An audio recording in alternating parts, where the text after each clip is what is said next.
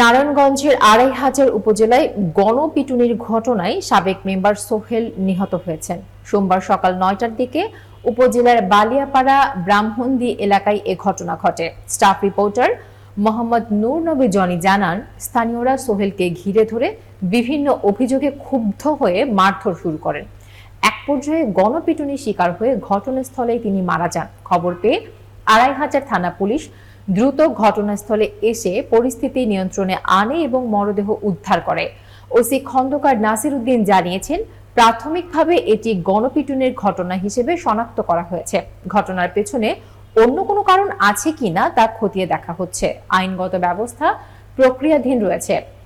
উল্লেখ্য, গত ১২ জুন সোহেল মেম্বারকে তার ঘনিষ্ঠ সহযোগী ফজলুল হক ফজুকে সহ গ্রেফতার করে র‍্যাব ১১।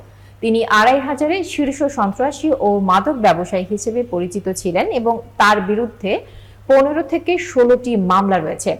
এ ঘটনা এলাকায় উত্তেজনা বিরাজ করছে। আইন শৃঙ্খলা রক্ষার জন্য অতিরিক্ত পুলিশ মোতায়েন করা হয়েছে।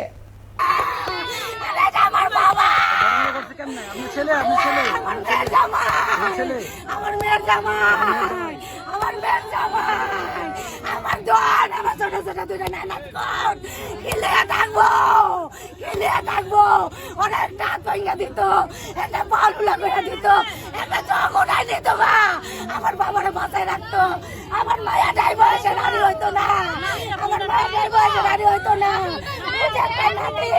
আরেকটা 10 বছরের ছেলে, আর কেউ নাই দুনিয়াতে। আমারও স্বামী নাই, আমারও স্বামী নাই, আমারও স্বামী নাই, আমার এই বাবা সম্পর্কে